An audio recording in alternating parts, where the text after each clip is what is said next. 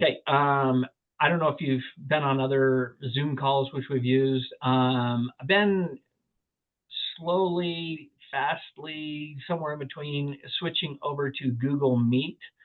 Zoom is terribly expensive, but that's not really the reason. It's just an interesting byproduct. But Google Meet, we've been using for a lot of our Zoom calls.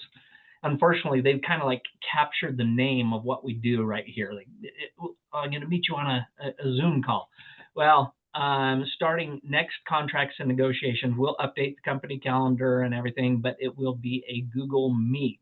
Looks much like this. There's some additional functionality we quite like about Google Meet, but just a heads up that that's right around the turn here. All right, so any wins that you've had recently with contracts, negotiations, putting something under contract, navigating a tough deal? What do you got? Anybody? I got a weird one. Okay. So I had a client call me. He's up in Harriman. He went in front of a house, called me out of the blue, and said, "Hey, Kyle, we want to use you, and we're in front of this house. We want to see it." And first thing, of course, I said, "Well, cash or are you pre-qualified?" And well, I'm getting pre-qualified. Perfect. Send me over the information. I'll see what I can do. He sends me over the information. She is a mortgage lender up there, and I call her. Couldn't get a hold of her. She finally called me back. Talked to her really quick. And she had a very weird, the conversation just wasn't smooth. It was just very like, she was kind of like in the back of her mind was like, who is this? Why are you calling me? Should I be giving him information? And I said, I'm their agent. And and she goes, well, I'm going on vacation. I can't do anything until Friday. This was like on a Monday or Tuesday. So I'm like, okay. And I said, let me just read. Can I just say this out loud? And she's like, yeah. I go, do they have problems getting pre-qualified? Is that the hesitation? Yeah, that's what it was. Okay, great. Well, thank you. So I hung up, and my client called me about 5 minutes later. He goes, what was that all about? I go, what do you mean? He goes, she just sent me a text saying that you're in good hands. You need to find somebody else. And I was like, okay, that's strange. But anyhow, turns out that this lender is also a real estate agent for ERA, and she was double lending it. So once we realized that, I got Brandon. We looked up to see who the other agent that she's teaming up with. So somehow she's doubling. I don't know how she's doing or whatever the case is, but ended up getting her Brandon, getting them approved for a VA loan, and we found another house, got under contract, and we'll be closing in about 3 weeks. But Wow. I never had a lender try to double end something she wanted the loan and wanted to be the real estate agent in the transaction. Well, they have a problem with that, right? According to DRE rules, which governs both lending and realtors, is they cannot be involved as a lender and a realtor on the same deal. So maybe that's why she, conveniently found a way to back away. Yeah, and what we found out was that there's an agent at ERA that she's teaming up with, because every time she does have a transaction where she's a real estate agent, is this other person in ERA is doing it. So she's either referring it and getting a kickback, but yeah. Well, look at Brandon go. Just knocking it out of the park. Way to go, Mackenzie. Yep. That's your pops, Mackenzie. Hey, and we got to switch over to VA, so that was kind of the icing on the cake. He didn't think he could go VA, and Brandon got it through. So that's awesome. Hey, well, listen, I wanted to share one interesting one I came across in the past week. Rob and I navigated this. So we had this happen in our. I'm just going to mute you, Luke. We had this happen in our PG office, and it's not important who it was, but I love these real world stories because it's easy for us to see like, yeah, I think that could happen to me if I wasn't paying attention. So the story goes like this. We have an agent down here representing a buyer, super excited because it's like, oh, cash buyer. We all like cash buyers, right? We don't have to deal with lenders and going through all the rigmarole on that. Well, this one became even more interesting because the cash buyer had their cash in Bitcoin. Anybody done a transaction with Bitcoin? Raise your hand. Well, Savannah, you don't count. You know what I'm talking about here. Listen, Bitcoin is very interesting. It's, it is legitimate, but it's a very unproven area in real estate, right? So, for instance, if somebody's a cash buyer, what does a seller typically want to see for a cash buyer? This is a participation score. Proof of funds. Proof of funds. How do you do proof of funds on Bitcoin? Show them their Coinbase account. Yeah, could, but it's kind of like, I guess it's true of cash too. That could turn around the next day and be gone. But yeah, I don't disagree, Jen. So interestingly enough, this is a combination of like some multiple, I'll say comical because that's the polite way of saying it, comical things converging together. So this buyer is a little older, and she was telling our agent all along, yep, I'm a cash buyer, it's cool. Well, there was supposed to be $6,000 of earnest money turned in, and the 4-day period came and went. And was being reassured all along, yeah, I'm just waiting for a couple things and I'll have that to you. So that should be first flag, right? Now, I'm going to detour for 2 seconds here. The DRE came out 2 years ago and said, by the way, both parties on a transaction, a seller's agent and the buyer's agent, are responsible for earnest money getting into the trust account or the title company or wherever it's located. Do we all know that? Is that okay? Here's the question for you. Why is the seller's agent responsible for earnest money coming in? Think about it. To cover the seller. Yeah. Okay, take that one step further, Bill. How? Well, excuse me, if you don't have earnest money, in a certain sense, it's almost like you don't even have a legitimate offer because there's no consideration. Okay, there's that for sure. Some attorneys that get in the world of theory will say, well, the contract itself is consideration. I don't even want to go there. Here's the most important point. We all know Section 16 of the REPC is the remedies section. If somebody defaults, can a buyer default? Yeah. Of course they can. Well, then that means Section 16, which includes 3 remedies, right? An equal amount of earnest money or earnest money surrendered, sue for specific performance, or other damages available at law. Those are the 3 remedies, A, B, and C in Section 16. Well, if earnest money's not there, then the seller is absent one of the remedies that's in the contract. This is why the DRE fundamentally says both buyer and seller's agent are responsible for making sure that earnest money is in the trust account or at title company. Okay. Now, there is one additional requirement the DRE says about the buyer's agent.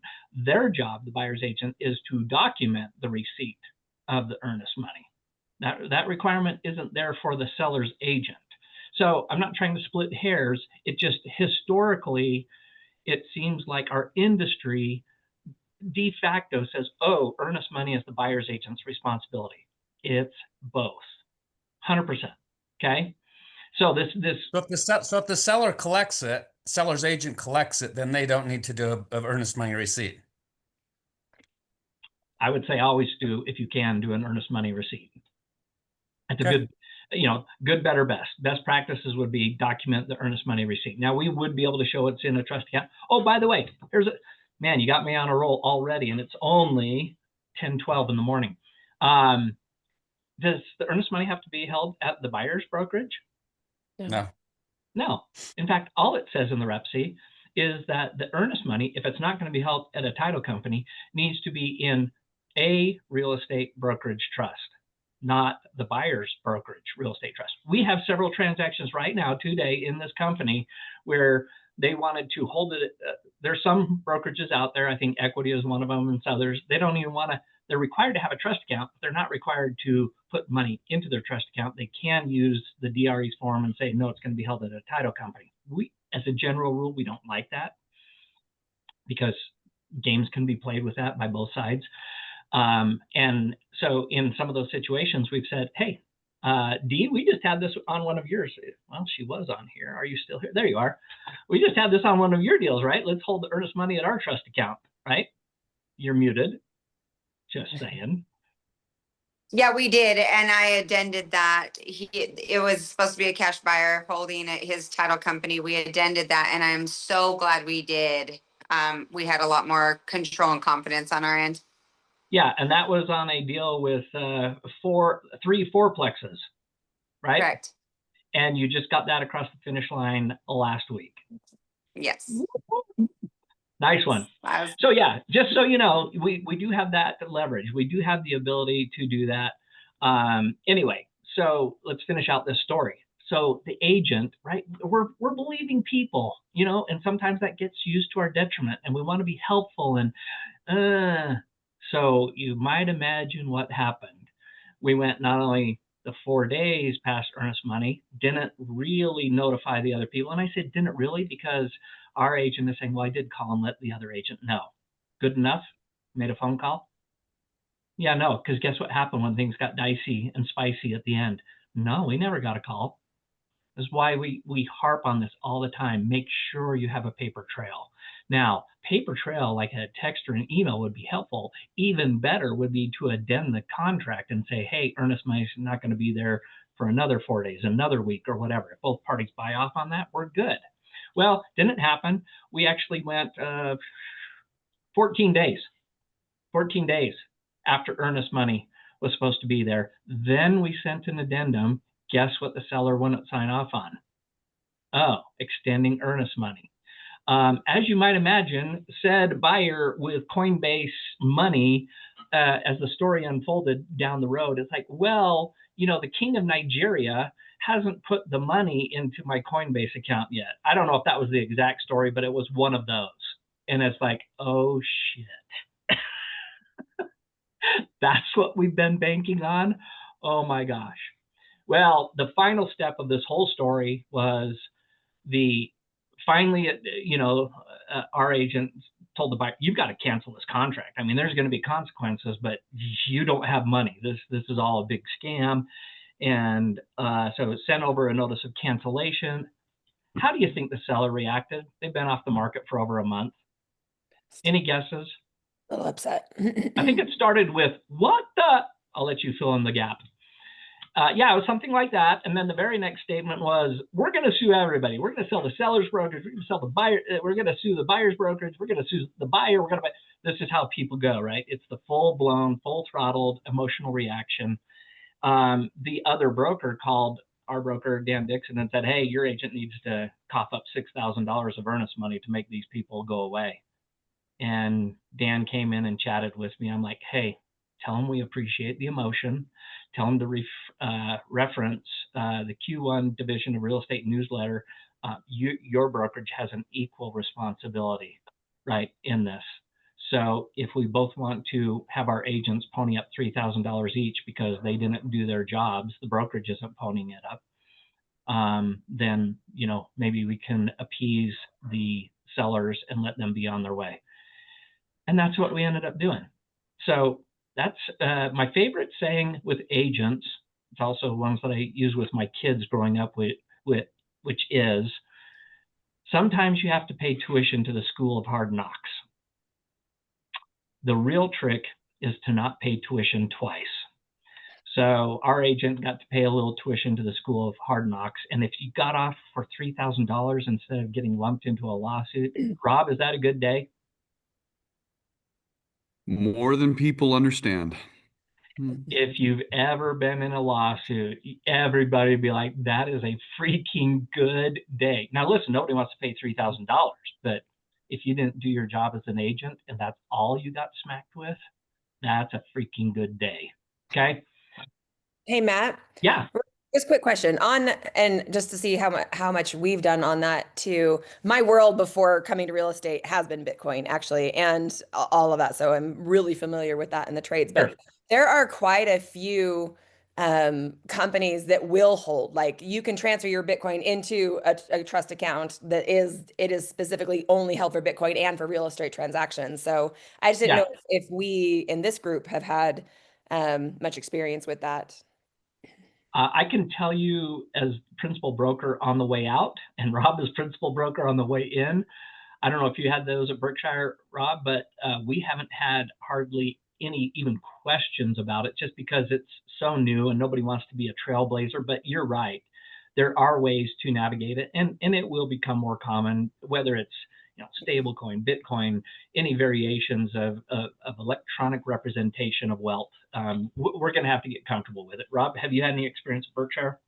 A very similar answer. I mean, the conversation comes up, but if there was a transaction that was done, it just wasn't broadcast across the platform, but not very often. It's one of those things. By the way, I don't know if you go strictly by Jennifer or Jen. Jen, yeah. Okay, sweet. So, it's one of those things where nobody, like I said, wants to be the trailblazer, and we kind of get into a groove, and it's like, do we really want to explore, or do we just want to keep wearing the groove until it's like forced upon us? I think the day of it being forced upon us is right around the corner. Well, especially in the $2 to $5 million range houses, Yeah. that is Oh, all yeah. these California buyers, all these New York buyers, all these Texas buyers, like a lot of these guys are looking, and I'm still running those circles, and they've asked me my experience in that. And I've actually purchased things like that with Bitcoin before. So I've had some experience with those, but I haven't done as an agent a transaction. So I just wanted to see where we So Jen, here's what I'm going to do for you. Yeah. Feel like a car salesman. Here's what I'm going to do for you. I am actually going to reach out to Wendy at Metro Title and see what experience and what guidance they have from their attorneys. And next go round, I will return and report. I would just love some sort of training on that too. I mean, if we eventually get there, it would be good for us to be able to say, yeah, we're learning about that, or yeah, we're involved in that, or yeah, like just depends. Great question. I just don't have like the step-by-step procedures. So great. I would have to imagine it'd be very similar to a cash transaction. The difference is we're just having to verify in a different way how that works, and the title company having access to be able to verify that information and make sure that it's a trusted source. And like Matt said earlier, is we know that Bitcoin exists, but we also know that there's a lot of scams that are out there. So parties that are not familiar with doing it on a regular basis, it's going to just take some additional verification. And then as this continues to unfold more frequently, then it'll become more of the normal. Yeah, there are two very large groups that's exactly what they are.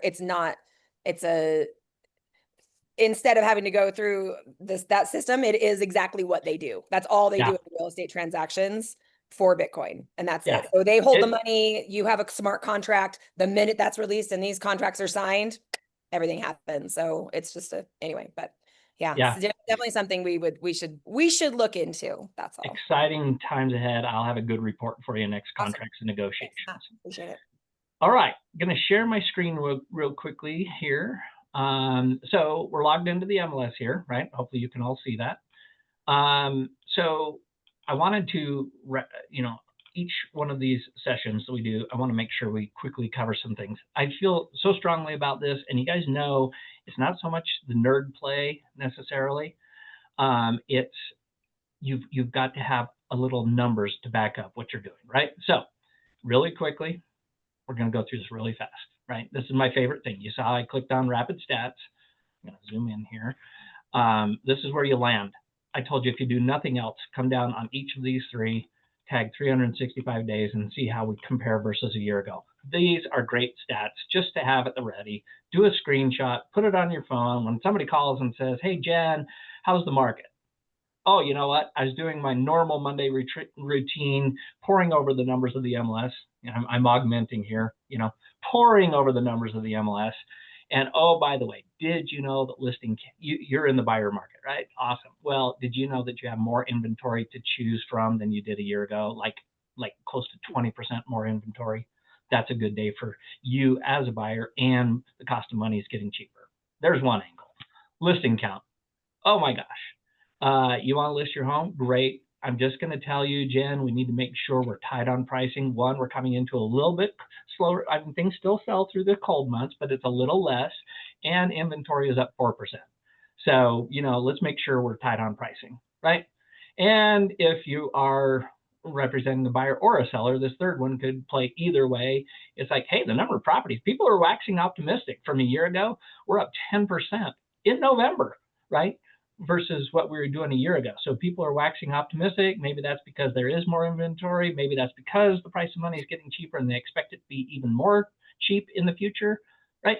I mean, I just gave you 3 dialogues that would make you sound and be way more intelligent than most of your competitors when somebody asks, hey, how's the market, right? One, the fact that you said, oh, I was just poring over the stats in the MLS, which I do every Monday.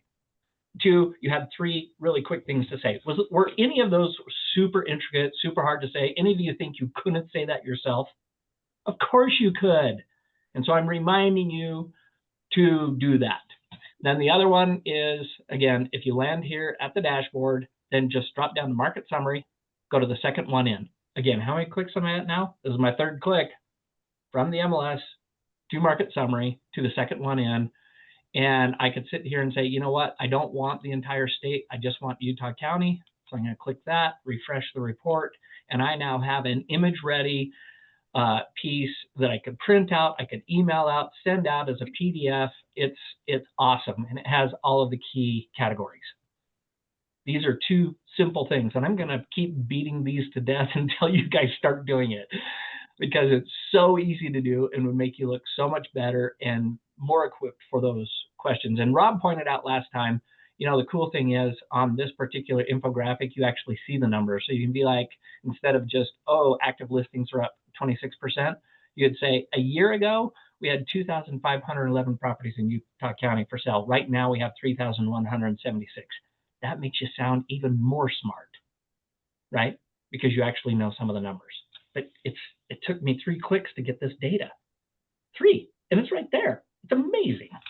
Okay, the last thing I'm going to show you is, I don't know how you have your widgets set up on the opening page of utahrealestate.com. And Kyle, I'm sorry, you're going to have to figure out something down in on Flex, that wonderful system Flex, which I love so much.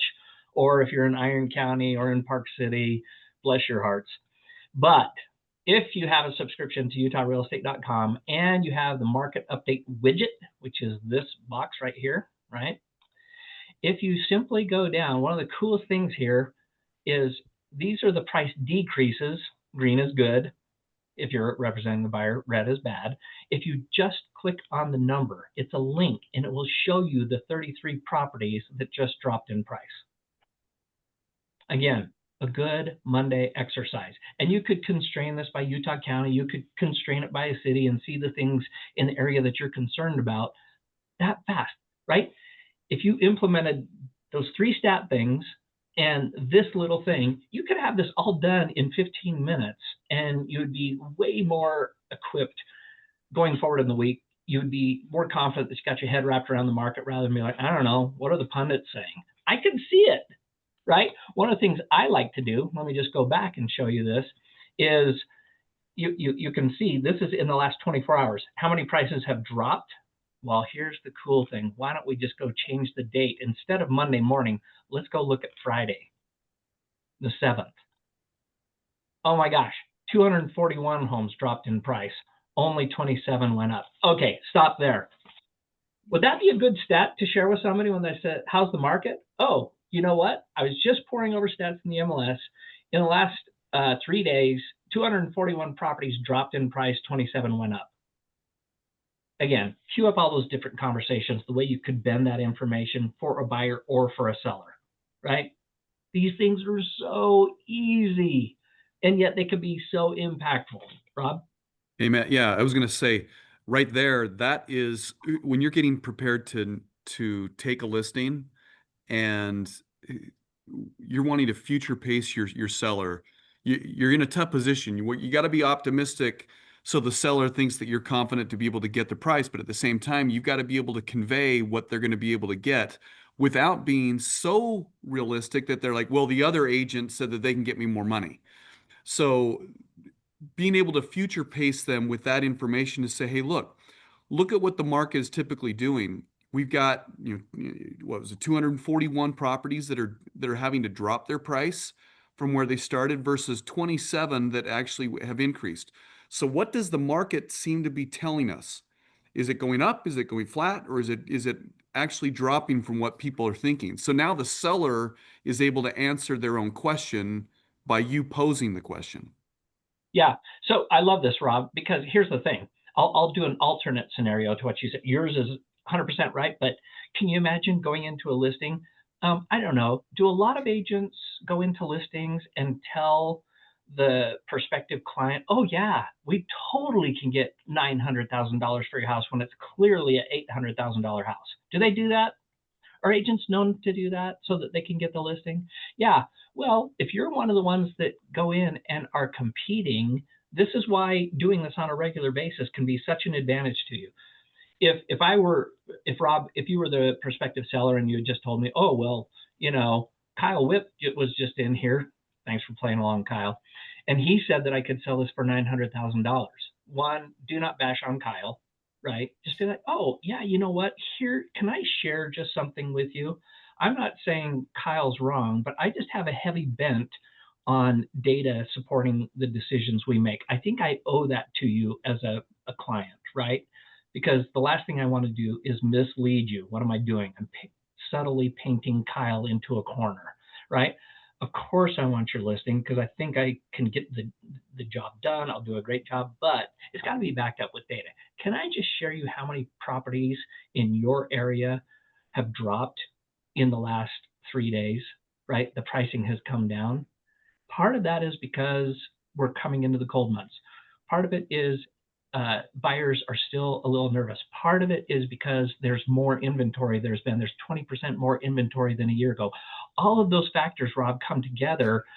I want to get as much money as I can for you in your house, but my preliminary CMA, and I'd love to do a more detailed one, but is showing that max, I mean, if you had time to wait, we might be able to get 830, 840. No offense, I don't see how Kyle came up with that number. I think he's a good egg, but maybe he's not looking closely enough at the data. Right? And all of a sudden, what that did is placed a question mark over Kyle coming in. He's like, "Oh yeah, of course, we can sell your house for 900,000," because I've stated to Rob, I want to maximize his takeaway, right, when he sells his house, but it's got to be based in reality. And so it's a subtle shot at Kyle without coming out and saying, "Kyle doesn't know what the hell he's doing." Kyle, you really do know what the hell you're doing. So the one thing I would add, and this, it does take a little bit more time, but we in sales, we have a tendency to do more of the talking versus more in asking the question. And so what I would recommend everybody, when you're giving information like that, ask the seller the question. Hey, with all of these homes that are dropping in price, what does that look to you? Does it look like the market is going up or down? Versus, hey, the market is going up or down. When we ask the questions and have the client or the other party actually answer, it becomes more of a self-discovery for them. They're the ones that came up with that information versus you telling them. And you may think like, well, why does that make a difference? Well, like anything else, when we come up with something on our own accord, we're more apt to agree with it. But if someone's telling us something that we have to do, there's just naturally more resistance. Yeah. So be in the habit of asking questions versus telling. It does take more time though. That's the trade-off. Yeah. Great point. And sometimes I hope you guys all understand, for an hour call, I won't go into the most polished form of it. So I appreciate you bringing that up, Rob, because it's such an important point. I mean, if you want to get really nerdy, it's called the Socratic method, right? Socrates taught this way. He was a master teacher. He persuaded people by asking questions and letting them answer. And what he hit on was people, once they make their own conclusions, won't argue with their own conclusions. They own their own conclusions. So great point. All right, Rob, you ran across something administratively with one of our agents the other day. I am going to allow you to share your screen. So have at it. All right, let me. We'll check and see how gifted Rob is with Zoom, the Zoom apparatus. Yeah, you're in trouble now. Let's see what we got here. All Down right. at the bottom, the green button, share. There you go. Okay, so how many of you just love the new system that the DRE has, where we used to be used to the old Realm system, and you could go in and find all the information you were looking for and make changes? Well, that went away, as you know, and if maybe you guys are unique and you love the new system, fine, I'll be the lone wolf. I think it sucks. I think it is a pain in the Watch your butt. language, young man. Watch Yep, your I language. sorry, you pushed me too far. But it is what it is. It's what we're stuck with. And I just want to run through a couple of things that you're probably experiencing when you're trying to access the form. So the first thing that I want to talk about is we have two separate areas that we have to go to. First off, Can I just say one thing? Probably the most common thing is if somebody wants to check their CE, this is how you land here. This is a good starting point. this is where we're going. Exactly. Trying to check your CE. Well, the first thing is you remember when you got into this new system, you had to go create this Utah ID. Well, this Utah ID platform is governed by the Department of Commerce, not Adidas, not Reebok or anything like that, the Department of Commerce. And unfortunately, we have to go there in order to go to the Division of Real Estate. So in order for me to, I'm going to click on, if I go into a new, let's just say I wanted to go to the Division of Real Estate. And I click on that website and brings me here. Now, I want to get to the real estate section. Now, because I've recently clicked on this and been to the Division of Real Estate, it's automatically going to log me into where I want to go. So I'm going to just, when I do this, I'm going to sign out because I want it to appear the way that you're most likely seeing it. So I'm on the division's website. As you know, this is where you can go in and get all the information. I'm sure every single one of you goes and checks under education and the administrative rules. I mean, that's exactly what everyone Yes. does. Yes. This is where you search all that. I mean, Jen, you were Bitcoin and now an administrative rules expert. I'm sure that's part of your MO. So for those of you that are nerds like Matt and I, you come onto this page. Well, right now the division has on this landing page the link that you need to click on to access that portal to check your CE. So if I click on this, it's now going to pull. Oh, good. Thankfully. All right. It kicked you out. Nice. Because I already signed out. So if you haven't been on the portal for a while, it's going to bring you automatically here, which then this is the Department of Commerce page. So I have to log into the Department of Commerce now to access it. So hopefully you know your login and password. If you don't, Matt can explain that that's a different problem. So I'm going to send myself the email that I need to receive to get the password security code. So I've got that already. 887597. All right. So this takes me here. Okay. Well, it bypassed one other source. This is the page that we're wanting to get to, just so you know. It automatically linked me back to the division's portal. So Rob, quick note. I know this even throws agents. They thought they were on the DRE, and all of a sudden at the top it says the Utah Department of Commerce. That is okay. That is where you want to be because they administer the website. Yes, this is where we want to be. So, and we'll work backwards. So now at the bottom, mine's going to be a lot more information because of other brokers, other CE and everything. But most likely, you guys will just have either an associate broker or sales agent information.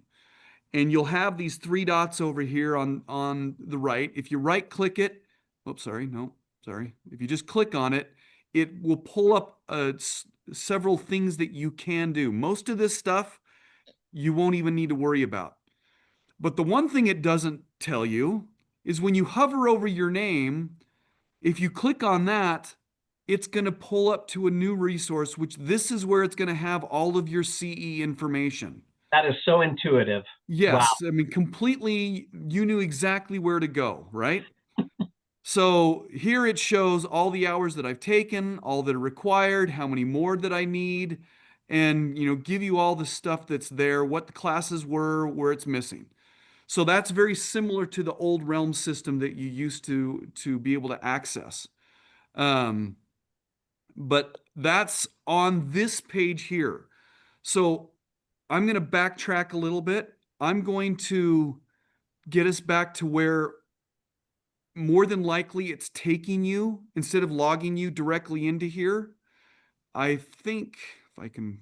But while you're navigating that, this came to light because Rob was talking with an agent in our Union Park office the other day and was so frustrated because it's not intuitive. And by the way, guys, just so you know, Rob has been very vocal with the powers that be and leadership at UAR and telling the Division of Real Estate their system really sucks for all the time and energy and money they spent. It still sucks. So works are in the way, underway, but it will take some time. So Rob's trying to show you how to navigate until such time that it becomes more intuitive. Yeah. Okay. So more than likely, after you log in on that Utah ID page, it's going to take you here. And this is where, again, you're still on the Department of Commerce website. You're not on the DRE's website. So there is if you go over here to the dashboard, then there's other sections that are here that you can take for it. You do have the ability to do a quick link, Division Real Estate at that point, and now it takes you back to where we want to go, kind of where we went before, and to this email address or this website that's going to pull here. Now, my recommendation for you is when you click on this, bookmark this onto your URLs on your landing page, because at some point the DRE may no longer have this on their landing page. And I promise you, not only you, but brokers, everyone's going to be all screwed when that happens because they're not going to be able to find out where they're supposed to go. But when you click on that, of course, now it should redirect you to this main landing page that we all are trying to find when we're looking at trying to make changes within our license and checking our CE. So that's kind of where we are on how this is. It is very cumbersome. It's not what we are used to, but it is what we have to deal with. Yeah. And you know what? Unfortunately, I intentionally made Rob cover that because I knew at the end everybody's gonna be like, "What a mess! I still don't know how to navigate." So, thanks, Rob, for taking one for the team. I think you get the idea, though, right? Is just make sure you're not confused by the fact you're on the Department of Commerce. You now know, get to your name, the description of your stuff, hover over it, and you'll be able to get to your CE. If you really get a jab, call Rob or myself. Here, somebody asked that I can at least put it in. I'll put that landing page in the chat. Okay. While you're doing, I don't know if you guys saw it, but one of the girls said that she has it in a PDF. She could send the instructions out to people. Well, Heidi, is that just the instructions of how to log in to get the UID or how to get to your CE? I don't know. It was just a thing that came up. Linked. And so it'll get you to where your license is. And if you click on the three dots, it's going to get you to your license page where you can see your CE credit. That's kind of the problem, right? Is most of us have gone through, not everybody, but most of us have at least gone and linked, but it's once you're linked, it's spaghetti of how to navigate. And that's what we're trying to show. So yeah, if you get to your license where in my instructions, it'll tell you how to get to your license, and then you can click the three dots where, once you get to your license, it's going to show your CE credits. Okay, so anybody who wants that PDF, message Heidi and she'll get it to you. In the meantime, since we now have my clock's running 17 minutes and 20 seconds, I've got to get to the last portion today. And it's, listen, we have covered so much territory this year. One, kudos to you guys. I think you're much better agents because of it. whether it's rep fees, disclosures, key addenda, how to negotiate, how to do conflict resolution. And here's, you always want to stop with or wrap up kind of a year's worth of curriculum with a feel-good moment. So I thought of nothing better than let's talk about civil litigation. Matt, I'm the only one laughing. I thought that was funny, but it was supposed to be sarcastic. But anyway, so listen, what is the scenario? How does this typically take shape, right? It's not every day that we run into a situation with civil litigation. What are some things you guys have experienced that are at least fertile ground for litigation? Come on, fire some things off.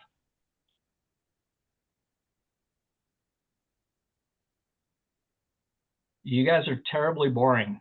If you don't say something. Like seller default, buyer default, someone wanting to pull out of the contract past their dates that they should be.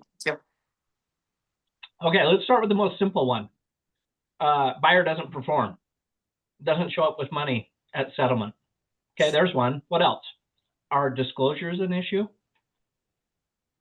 Mm-hmm. Or probably more correctly, non-disclosure of things that should have been disclosed. That's probably a more correct statement.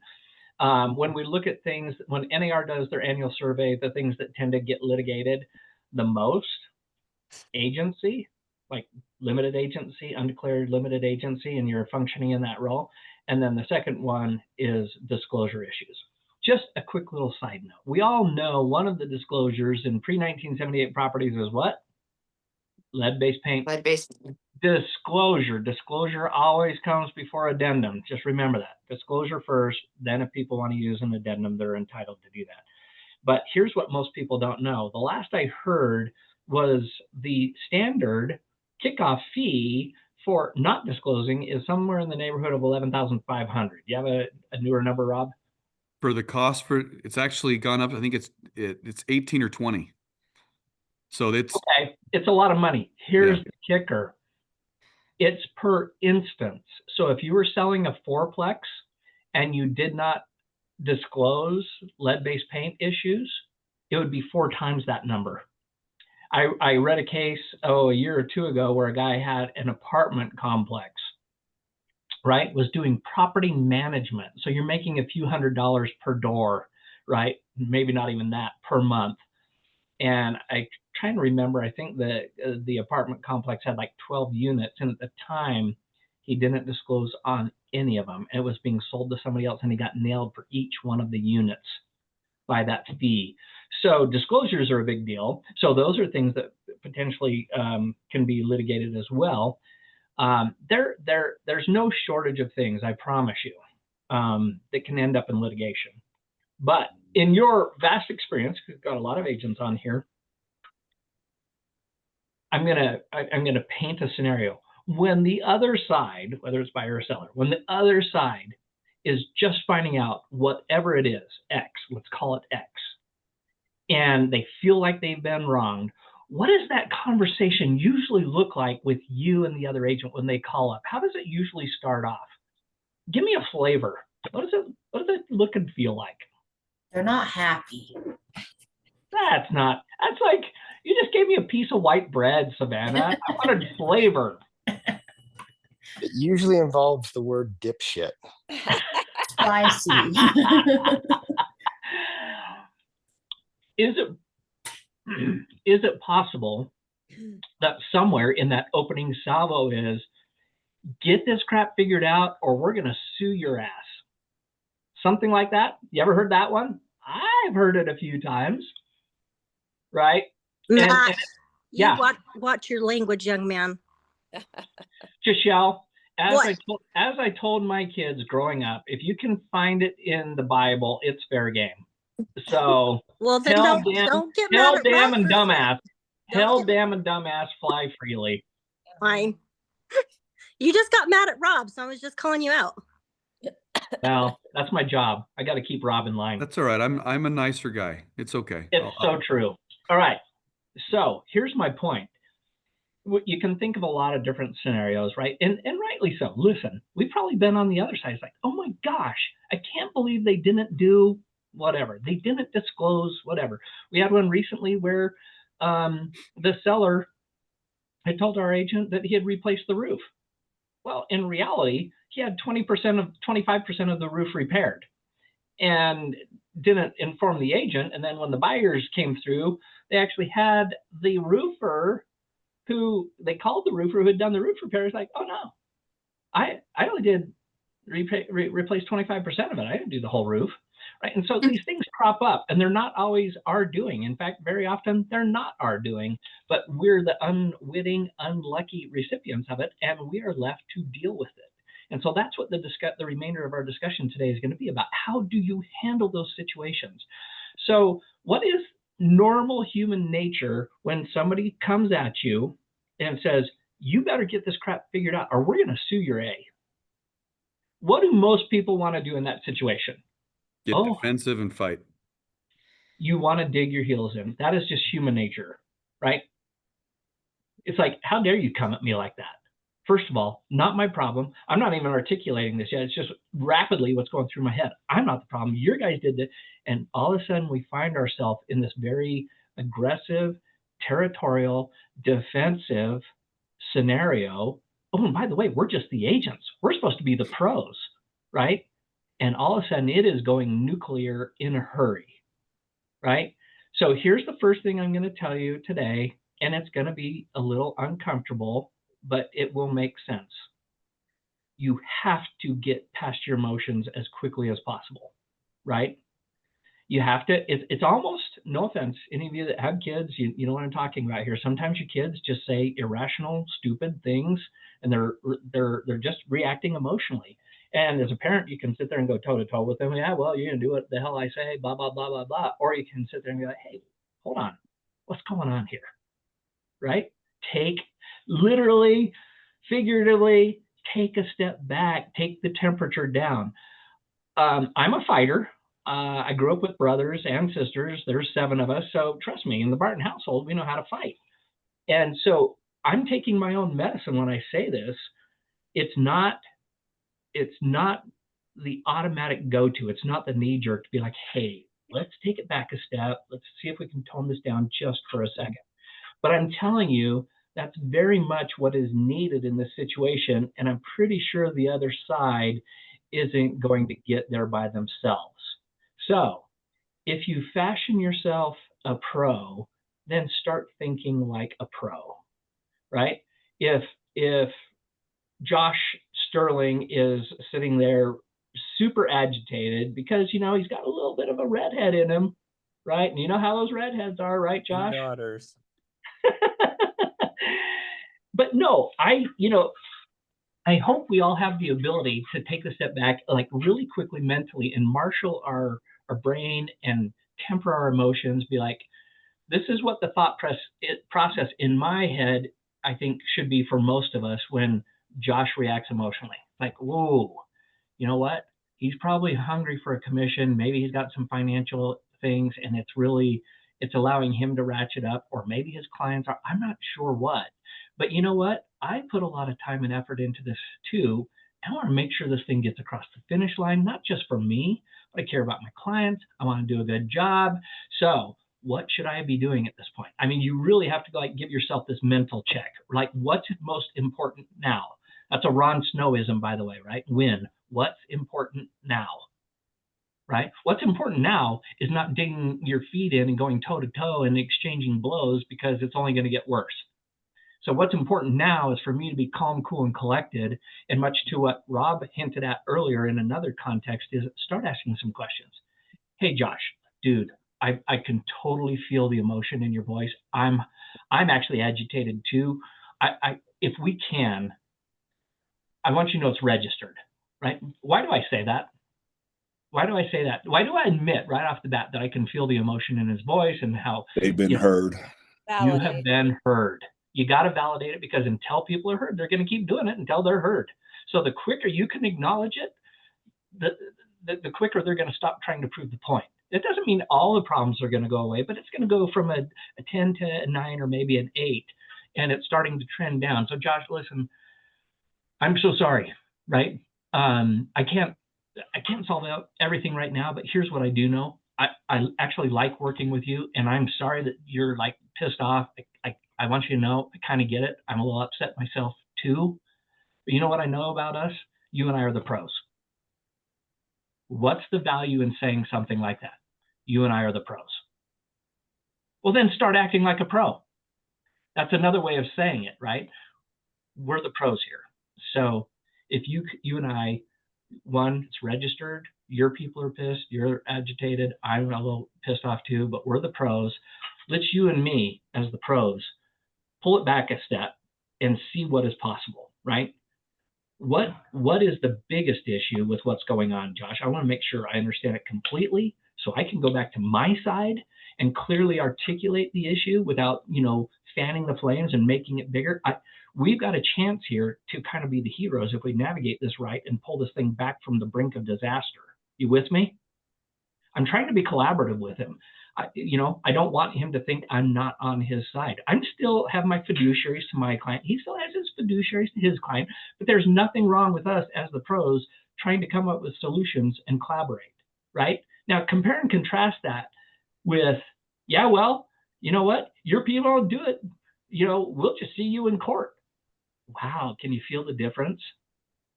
Right? It's substantially different. And yet, years, almost 2 decades of experience working with other agents and even other brokers. I don't know what it is about our industry. We're just not everybody, but a lot of us aren't like sophisticated in this. And it's not super sophisticated. This is just like common sense, right? Can we dial it back for a minute? Let's ask some questions, make sure I understand the issue completely. If you do that, I can go see what we can do by way of solutions. I would appreciate you going back to your people and tell them we're doing an honest effort to see what we can do here. Nothing's being promised yet, other than we're going to go back and see what can be done to pull this thing back so that your people are happy, my people are happy, we get this thing across the finish line. Right? How many times have you had somebody on the other end react that way to you? I've had it a few times. Don't you wish everybody reacted some level like that rather than, oh my gosh, you know what? We'll just see you in court. Rob, when somebody says whatever it is, let's lawyer up, see you in court, what does that tell you about them? Well, my first thought is what price point are we talking about? Because if it's probably, $700,000 or less, I'm going to use Matt's word. They're full of shit. But if it's 3, 4, 5 million bucks, they probably will take you to court. So I'll ask a rhetorical question here, and myself included on this. How many of you have used that language to somebody? Oh, we're going to take you to court, and you've never been to court yourself. Having been to court, having been in one of these in these lawsuits, that's when you realize how expensive they become. And it's not just financial, it's emotional, it's anxiety, not sleeping well, it's stress. Everything gets thrown into that. The time, the time is the easier one. It's the emotional drain and the financial, the thought process. To represent yourself, you're into this minimum of your own attorney's fees, 50 grand to $500,000 just to represent yourself, to see this go the distance. And when that is sitting there, it is extremely stressful. So the person that's gonna say we're gonna just see you in court, they've never been down that road before themselves, so it's very easy to say. But someone who has and understands the dynamics of it, that's when they start saying, okay, look, nope, this isn't where anybody wants to go. We want to avoid this as much as possible. We get it. We all have the right to go there. But if we can avoid it, what's that going to look like? And are all the parties going to be glad that they did? Let's take it from there. Yeah. So super good point. I'll just anecdotally tell you, I 3 weeks ago spent the better part of a day up in Park City testifying in a case. To Rob's point, it was a $10 million condo, $10 million condo in Park City, and we're 5 years into this lawsuit. 5 years. It's still not decided.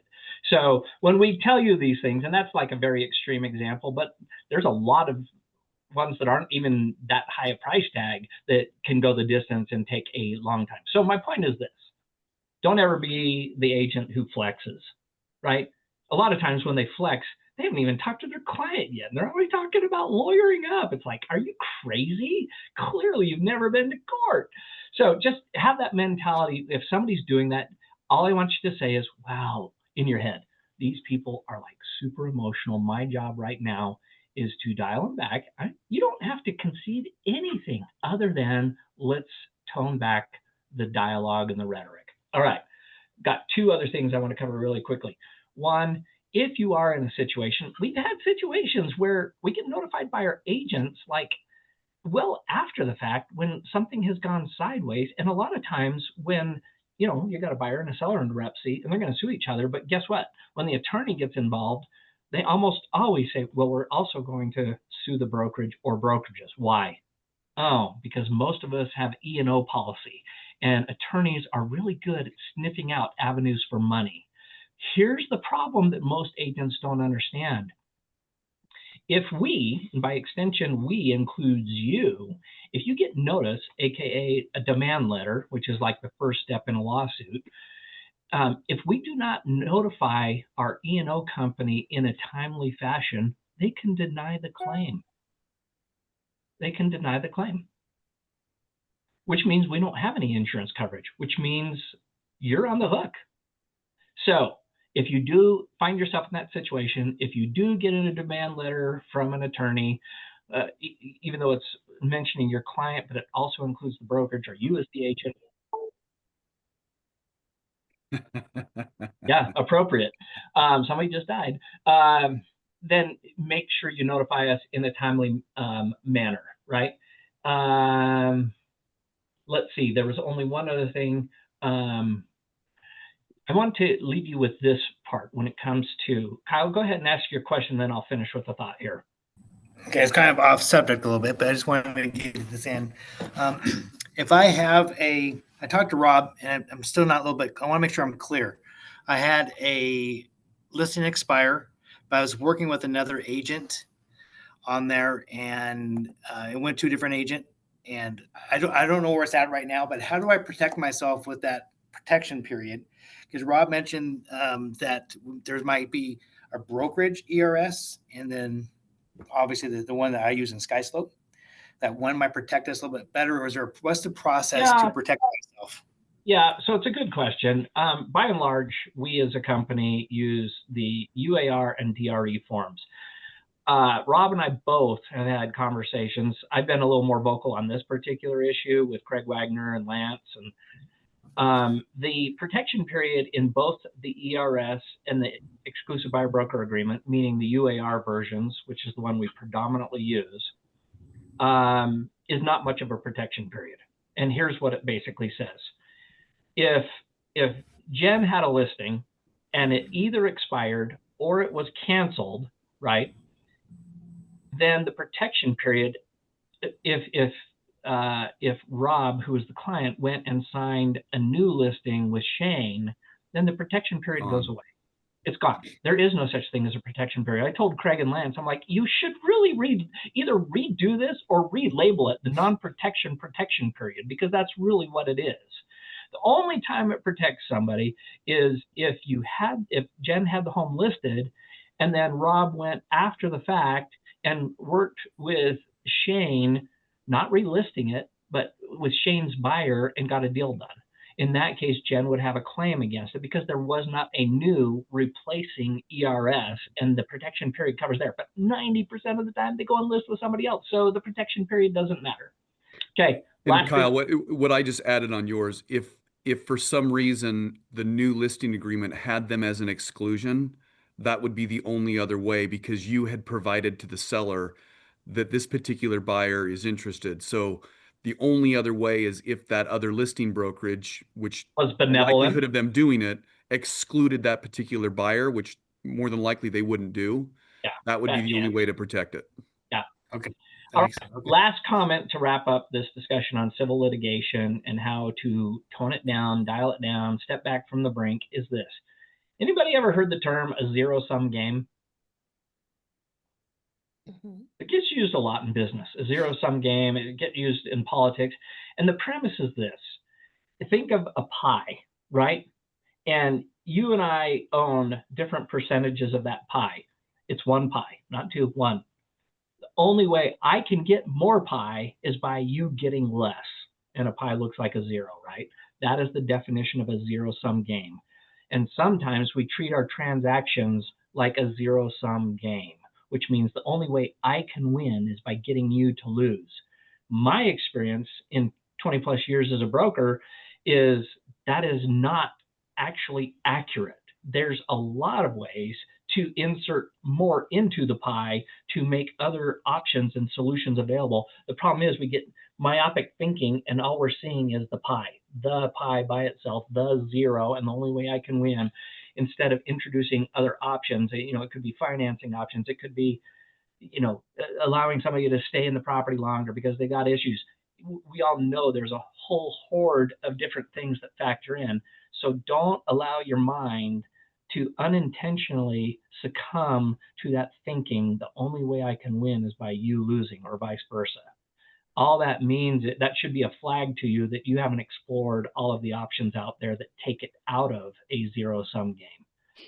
So I hope that is helpful discussion for you guys today. It's actually, I'll just say this. If you get into a fight and your clients end up litigating or in mediation, I don't care how good of an agent you are, and I don't care what they tell you. I have seen it over and over again. Those people generally don't want to do business with you ever again. That's the sad reality. So the best course of action for you is to be like, take that step back, be the pro, explore options. If you do that, you're actually demonstrating them that you're not just territorial, that you're not just fighting, because they're the ones that are going to reap the consequences from the fight. So don't fall into the trap. Be a solution provider and navigate the deal at all costs. Once in a blue moon, it doesn't matter how good we are, but my experience is most of them can be navigated. Okay, final word, Rob? No, I think we've echoed it enough. That I guess I'll just end with this. Our job is to be firefighters, not fire starters. And so any way that when we give advice on contracts, when we give advice on anything, it's so that we can prevent any litigation. Anybody can always sue, but we can't avoid that. But any way that we can avoid going to court, that's our whole objective. Yeah. And if you, by the way, if you do run across an agent, I don't want to leave you guys on an island. We're here to help, right?